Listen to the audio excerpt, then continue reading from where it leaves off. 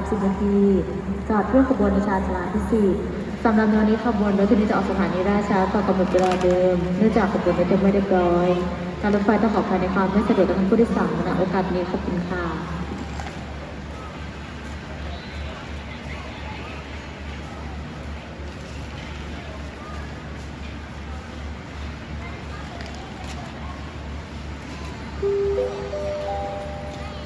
โปรดทราบคุณชัยพลปลอดลมคุณชัยพลปลอดพรมกรุณาติดต่อเจ้าหน้าที่ที่หน่วยบริการเดินทางค่ะโปรดทราบคุณชัยพลพรพรมคุณชัยพลพรพรมกรุณาติดต่อเจ้าหน้าที่ที่หน่วยบริการเดินทางขอบคุณค่ะ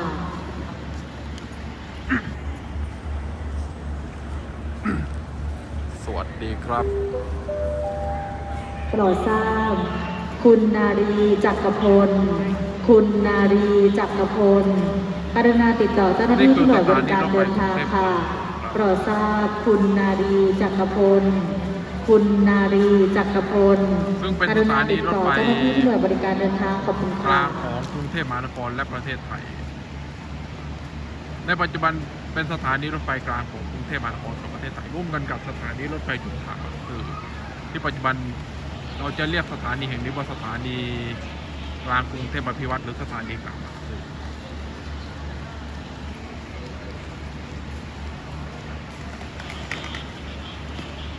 สถานีรถไฟกรุงเทพหัวลำโพงเปิดให้บริการมาตั้งแต่ปีพุทธศักราช 2400 ก่อนปีพุทธศักราช 2440 ในปีเดียวกันที่จะได้มีการจัดตั้งการรถไฟแห่งประเทศไทยขึ้นในสมัยก่อนเป็นหน่วยงานส่วนราชการต่อมาเปลี่ยนแปลงเป็นรัฐวิสาหกิจซึ่งมีชื่อเดิมคือกรมรถไฟหลวงแล้วต่อมาเปลี่ยนชื่อเป็นกรมรถไฟในวันที่ 1 กรกฎาคม 2494 ได้ทำการเปลี่ยนชื่อเป็นการรถไฟแห่งประเทศไทยและแปลสภาพจากหน่วยงานส่วนราชการเป็นหน่วยงานรัฐวิสาหกิจ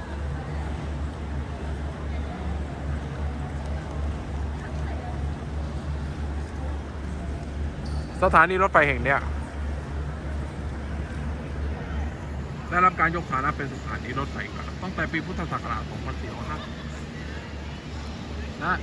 รูปแบบที่เราเห็นเนี่ยมีผลมาตั้งแต่ปีพุทธศักราช 2459 เป็นต้นมา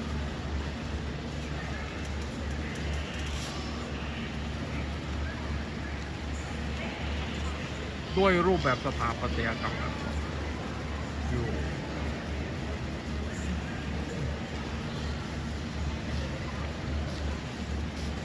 เป็นรูปทรงโค้งวงกลมด้านบนแบบนี้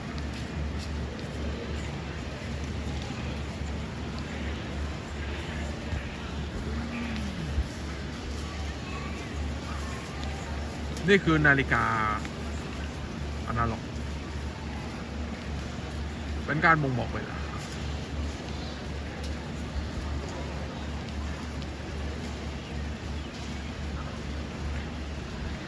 และนี่คือระเบียง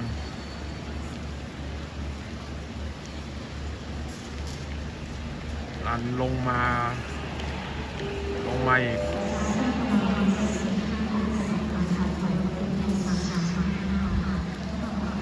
แล้วตรงนี้คือเสาครับ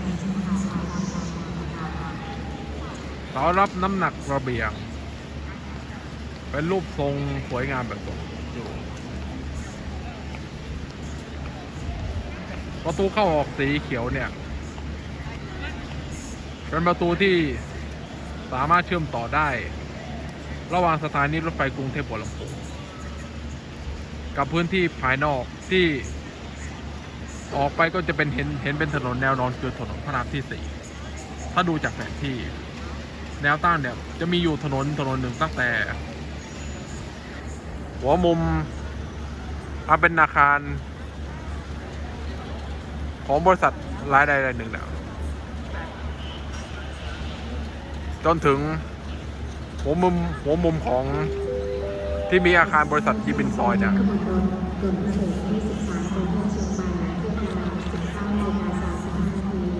นั่นคือถนนที่จะสามารถเข้าสู่เดินทางไปยังถนนเจริญกรุงได้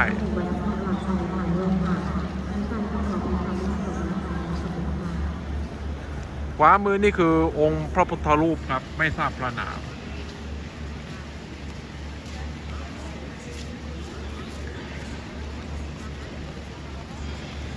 ตรงกลางที่ถูกเสานี่ล้อมรอบเอาไว้เนี่ย ไม่ทราบว่าเป็นลวดลายอะไร แต่มองเห็นแล้วเหมือนจะเป็นรูปคน แล้วก็ซ้ายมือเนี่ยที่เป็นสีน้ำตาลเนี่ยอาคารกล่องสีน้ำตาลนั่นคือหน่วยตำรวจรถไฟสถานีตำรวจรถไฟนพวงศ์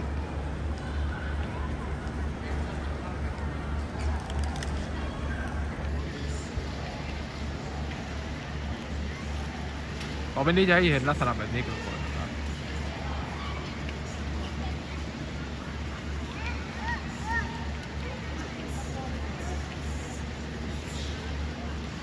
ตรงที่เป็นหน่วยบริการตำรวจรถไฟเนี่ยขออนุญาตไม่ขยายเพิ่มไม่ขยายเข้าไป เพราะว่าคือกระผมจะให้ดูลักษณะแบบที่เห็นเป็นสถาปัตยกรรมเพื่อความมั่นคงและความปลอดภัยของงาน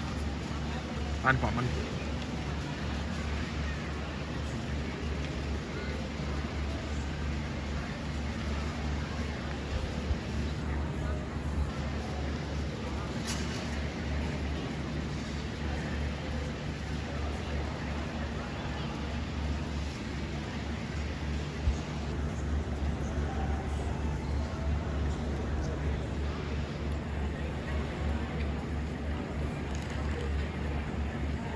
แล้วก็จะมีบันไดแล้วก็ร้านค้าต่างๆทั่วไปส่วนใหญ่จะเป็นร้านอาหารร้านขนมและร้านเครื่องดื่มขออนุญาตขยายเข้าไปข้างในนะครับก็คือตรงนี้น่าจะเป็นพื้นที่สามารถเช่าเปิดให้บริการเป็นร้านค้าได้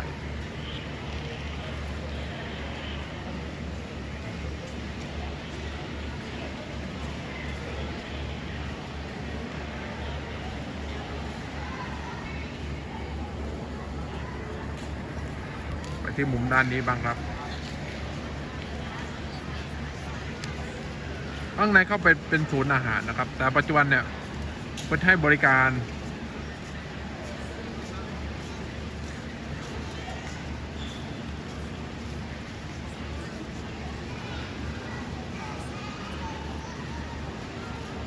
แล้วต่อไปนี้จะให้ดูตรงระเบียงครับระเบียงที่ผลิตด้วยเหล็ก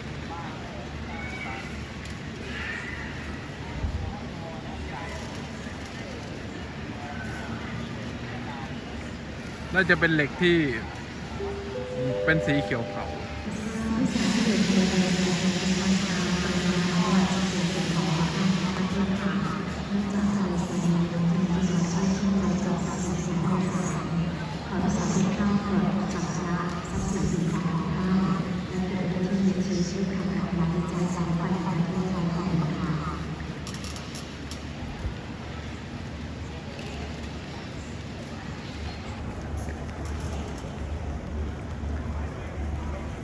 พื้นสถานีครับ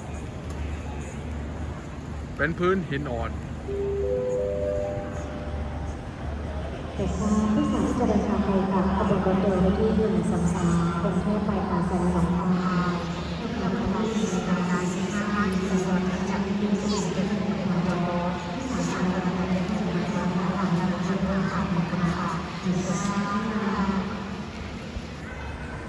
3 นาทีจะได้รับขบวนรถโดยที่167กรุงเทพไปทางสายต่างๆเวลา18:30 น.โดยจะเลือกในทางช้าที่10ออกจากสถานีกรุงเทพปทุมธานี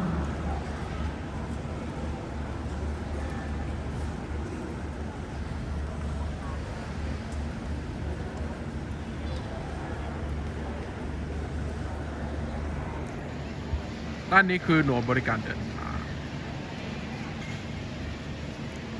สามารถสอบถามข้อมูลรายละเอียดการเดินทางแล้วก็วิธีการเดินทางด้วยรถไฟแล้วก็สามารถจองบัตรเดินทางทางโทรศัพท์ได้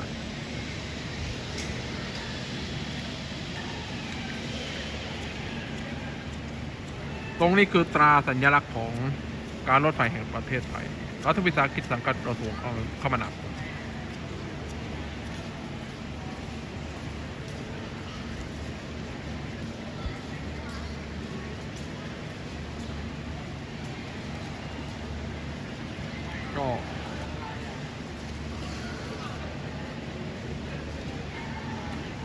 ป้ายที่เห็นอยู่นี้นั่นคือ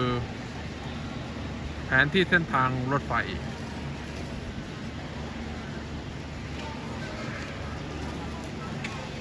ทั่วประเทศ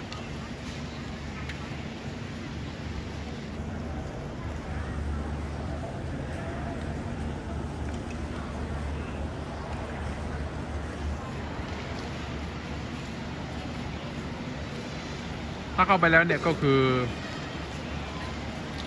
การเดินทางเข้าไปยังชานชาลารถไฟจากสถานีรถไฟกรุงเทพเนี่ยสายเหนือเนี่ยจะไปสิ้นสุดที่สถานีรถไฟเชียงใหม่จังหวัดเชียงใหม่สายตะวันออกเฉียงเหนือจะมีอยู่2 สายคือไปทางเหนือเนี่ยไปสุดที่สถานีรถไฟหนองคายจังหวัดหนองคายในเขตแดนประเทศไทยต่อไปยังสถานีรถไฟในเขตพื้นที่ของประเทศลาวตอนใต้เนี่ยไปสุดที่สถานีรถไฟอุบลราชธานีจังหวัดอุบลราชธานีสายตะวันออกเนี่ยเส้นสุดที่สถานีรถไฟอรัญญประเทศในเขตแดนประเทศไทยแล้วก็และสามารถเชื่อมต่อไปยังสถานีรถไฟภายในประเทศกัมพูชาได้สายใต้นี้สิ้นสุดอยู่หลายสถานีไม่ว่าจะเป็นสถานีรถไฟนครศรีธรรมราชสถานีรถไฟกันตังสถานีรถไฟชุมทางหาดใหญ่สถานีรถไฟกรุงไงโกลกและสถานีรถไฟปัตตานีในเขตแดนประเทศไทยซึ่งสามารถเชื่อมต่อไปยังขออภัยนะครับสายใต้เนี่ยที่สถานีรถไฟแห่งสุดท้ายที่อยู่ที่จังหวัดสงขลาเนี่ยก่อนจะออกจากประเทศไทยไปสู่ประเทศมาเลเซียเนี่ยสถานีสุดท้ายในเขตพื้นที่ของจังหวัดสงขลาเนี่ยที่สถานีต่อไปจะไปทางรัฐไซบูรีประเทศมาเลเซียเนี่ยคือสถานีรถไฟปาดังเบซาและสถานีต่อไปก็จะเข้าสู่เขตแดนประเทศมาเลเซียแต่สามารถเดินทางได้เกือบจะไปถึงสถานีรถไฟที่อยู่ในเขตแดนประเทศมาเลเซียกับประเทศสิงคโปร์ซึ่งใช้เวลายาวแล้วใช้ระยะทางที่ไกลป้ายที่นี่คือสถานีรถไฟกรุงเทพด้านข้างซ้ายขวาเนี่ยเป็นขบวนรถไฟครับจอดให้บริการอยู่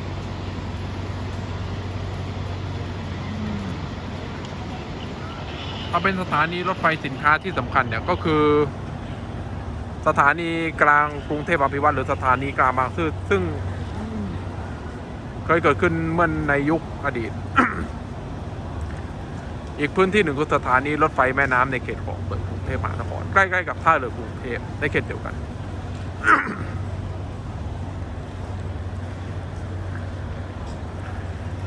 ด้านบนนี่คือพระบรมฉายาลักษณ์พระบาทสมเด็จพระจุลจอมเกล้าเจ้าอยู่หัวตรงกลางซ้ายมือเนี่ย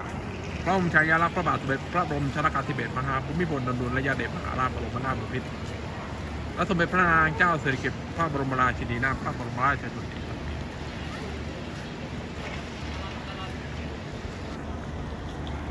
ขวามือนี่เป็นพระบรมฉายาลักษณ์พระบาทสมเด็จพระปรเมนทรรามาธิบดีศรีสินพระมหาวชิราภรณ์พระวชิรเกล้าเจ้าอยู่หัวและสมเด็จพระนางเจ้าสุธิดาพระชาติสุธาภิบาลรักษ์พระบรมราชินี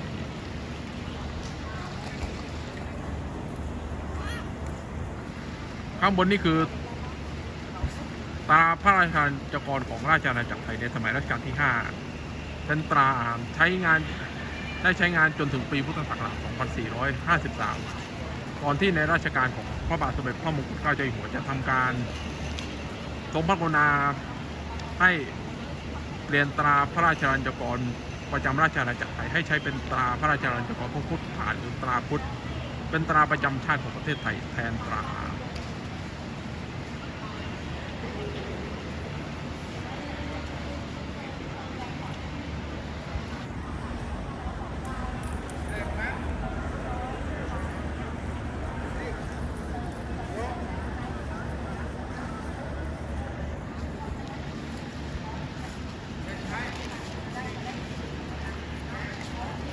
ซ้ายมือนี่คือด้านขวาในซ้ายมือเนี่ยคือ พร้อมฉายาลักษณ์ของพระบาทสมเด็จพระจุลจอมเกล้าเจ้าอยู่หัวโดยมีสมเด็จพระศรีพัชรินทราบรมราชินีนาถพระบรมราชชนนีพันปีเสด็จพระราชดำเนินด้วยซ้ายมือที่เป็นตารางแจ้งขบวนรถขาออกซ้ายมือนี่คือการแจ้งขบวนรถด้วยความเร็วต่างๆแล้วก็หมายเลขขบวนรถห้องที่2นั่นคือสถานีปลายทางว่าจะไปปลายทางที่ไหนแล้วก็ใช้ชานชาลาที่หมายเลขเท่าไหร่เวลาที่กำหนดการเวลาสมควรจอดแล้วก็เวลาที่ออกจริงกับมีหมายเหตุ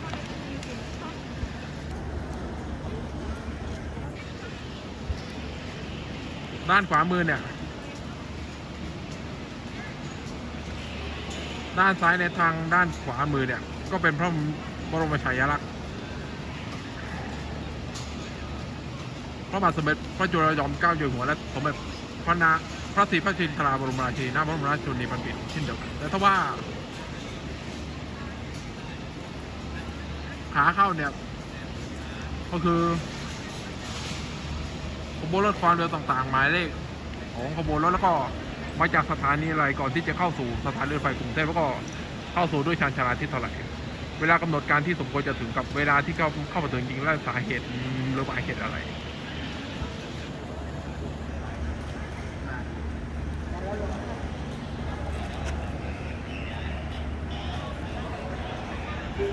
ประสานขณะนี้ด้วยรักขบวนรถเร็วที่ยังคงแจกออกเทป นี่คือห้องจำหน่ายตั๋วโดยสารรถไฟ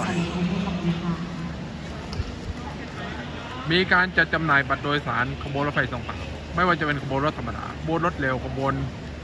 รถด่วนขบวนรถด่วนพิเศษ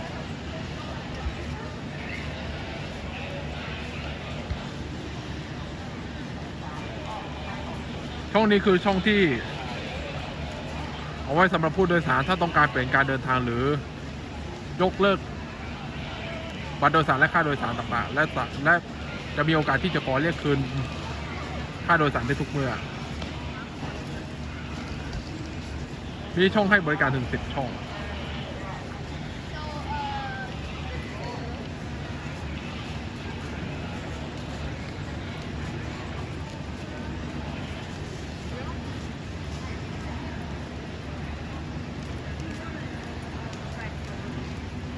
ที่น่าสนใจอย่างหนึ่งเนี่ยนอกเหนือจากห้องจำหน่ายบัตรโดยสารแล้วจะมีเครื่องจัดจำหน่ายที่เป็นตู้สีแดงเนี่ยคือเครื่องจัดจำหน่ายบัตรโดยสารรถไฟโดยดำเนินการได้ด้วยตัวเองโดยไม่ต้องเสียเวลาสั่งซื้อกับเจ้าหน้าที่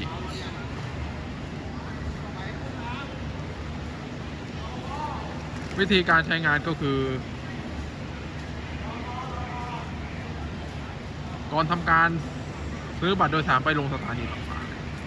ๆต้องทำการเสียบบัตรประชาชนก่อนแล้วก็เลือกสถานีแล้วก็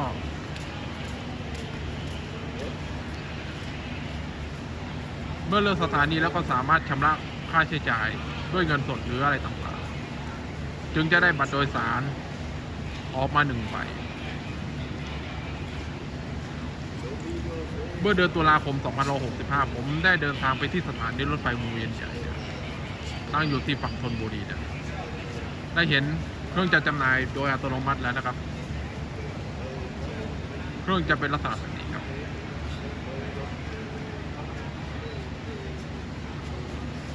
เอาละครับขออนุญาต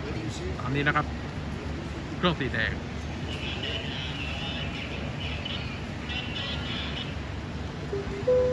โปรดทราบขณะนี้ขบวนเรือ107โรงพยาบาลทางเดินชัยเพื่อกำหนดเวลา 20 นาฬิกา 10 นาทีกำลังถอยมาเทียบขบวนโดยสารอนาธิเจผู้ทางปลอดภัยของ ตรงนี้คือทางประตูเข้าออกระหว่างสถานีเนี่ยที่สามารถเชื่อมต่อไปทางสถานีรถไฟฟ้า MRT สายเฉลิมราชมงคลที่ใช้ชื่อว่าสถานีหัวลำโพงด้านซ้ายมือมีร้านสะดวกซื้อแล้วก็เมื่อออกไปแล้วเนี่ยก็จะมีร้านค้าร้านอาหารร้านสะดวกซื้ออะไรต่างๆแล้วสามารถเดินตรงเข้าไปแล้วก็เลี้ยวซ้ายเนี่ยใช้บริการรถไฟฟ้าใต้ดินได้ทางฝั่งเนี่ยยังสามารถเดินทางไปยังถนนเจริญกรุงเขตสัมพันธ์และถนนเยาวราชได้ ถ้าขวามือเนี่ยไปทางถนนกรุงเกษมแล้วก็ไปทางยศเสสะพานกษัตริย์แล้วจะมีคลองพดุงกรุงเกษมเนี่ยล้อมรอบ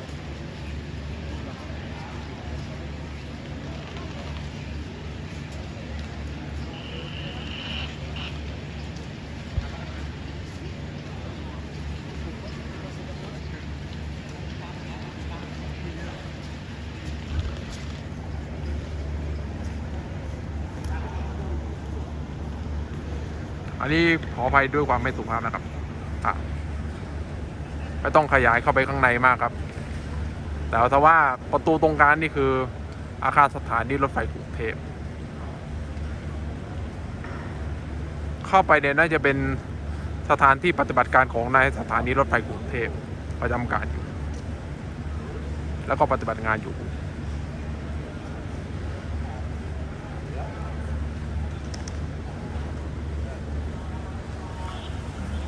เดี๋ยวจะมีตอนหน้าให้ท่านทุกท่านได้ติดตามรับชมนะครับอันนี้นี่คือโคมไฟ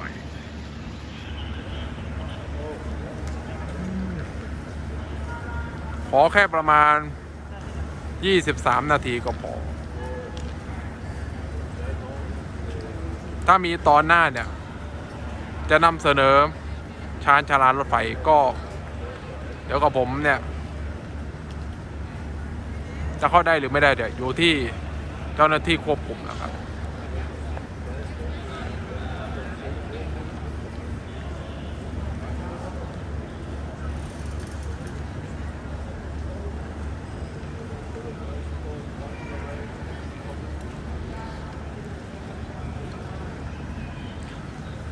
และถึงแม้ว่าระบบการขนส่งหรือระบบการคมนาคมเนี่ยทันสมัยยิ่งกว่าอดีตเนี่ยทำให้รถไฟทางไกลเนี่ยพัฒนาจนมีการสร้างระบบรถไฟความเร็วสูงได้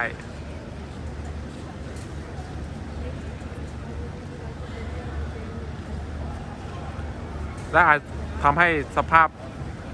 สังคมการขนส่งเนี่ยเปลี่ยนแปลงไปได้แต่สถานีรถไฟกรุงเทพหัวลำโพงก็ถือได้ว่าเป็นสถานีรถไฟที่สำคัญนะครับสำคัญอย่างยิ่งต่อจิตวิญญาณของคนไทยแล้วก็สำคัญอย่างยิ่งต่อเศรษฐกิจและสังคมของประเทศไทย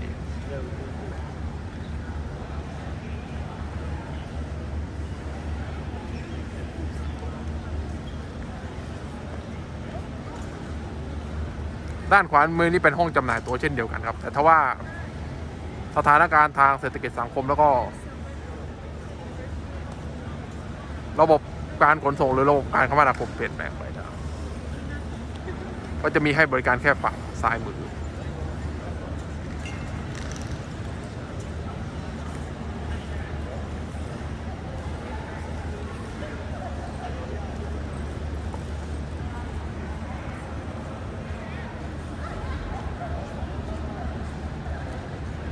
ยุติเอาไว้แต่เพียงเท่านี้ก่อนนะครับขอขอบคุณท่านผู้ชมทุกท่านที่ได้ติดตามรับชมพบกันใหม่ในตอนหน้าสำหรับคลิปนี้สวัสดีครับ